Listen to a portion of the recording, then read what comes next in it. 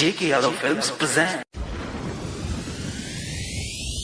Presented by Albina Recording Studio, Simrao.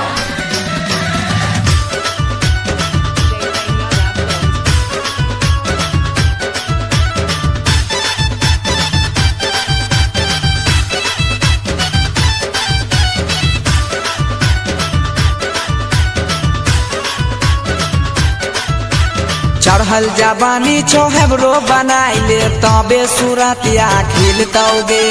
चढ़ल जवानी छोहबरो बनाइले तबे सूरतिया खिलतौगे। भोला बाबा के जलवा चढ़ाबे निमन दुल्हा मिलतौगे।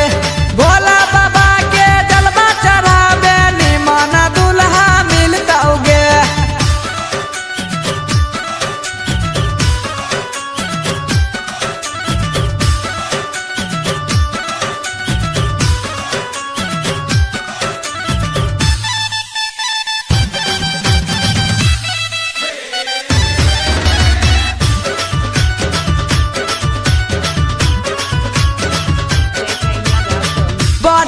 मन लागै छै गोरी सूट सालाबाद में पोरे पोरे कसाइल छौ देहिया सोलही के उमार में।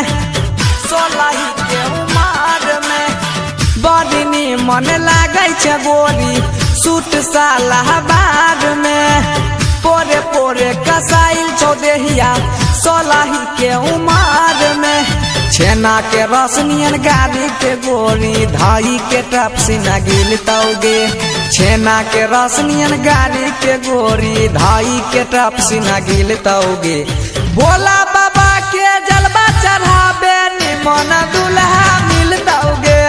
भोला बाबा के जलवा चढ़ाबे निमन दुल्हा मिलतौगे।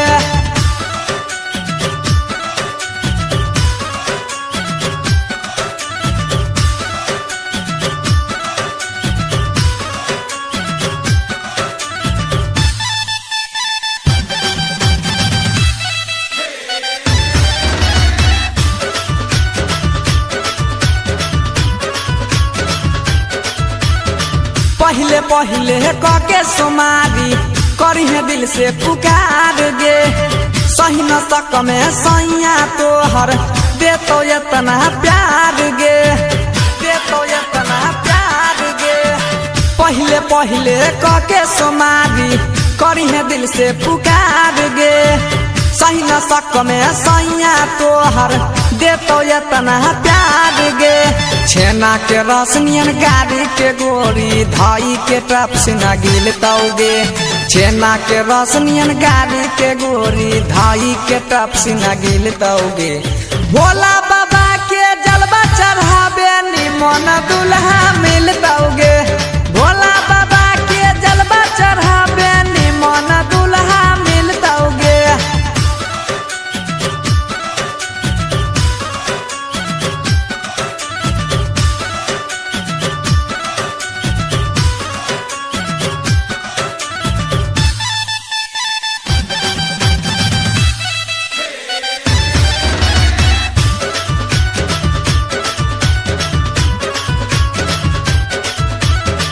होठ के लाली से चुआई छौ जेना रस लाल लाल गे। कसमस करै छौ जवानी चढ़ते नया साल गे। होठ के लाली से चुआई छौ जेना रस लाल लाल गे। कसमस करै छौ जवानी चढ़ते नया साल गे। बंसी के अपन दीवाना बनाइले तबे पलंगिया हिलतौगे।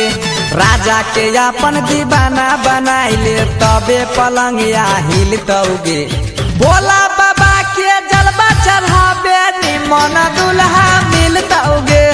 भोला बाबा के जलवा चढ़ाबे निमन दुल्हा मिलतौगे।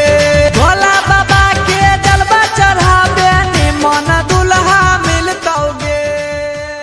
JK Yadav Films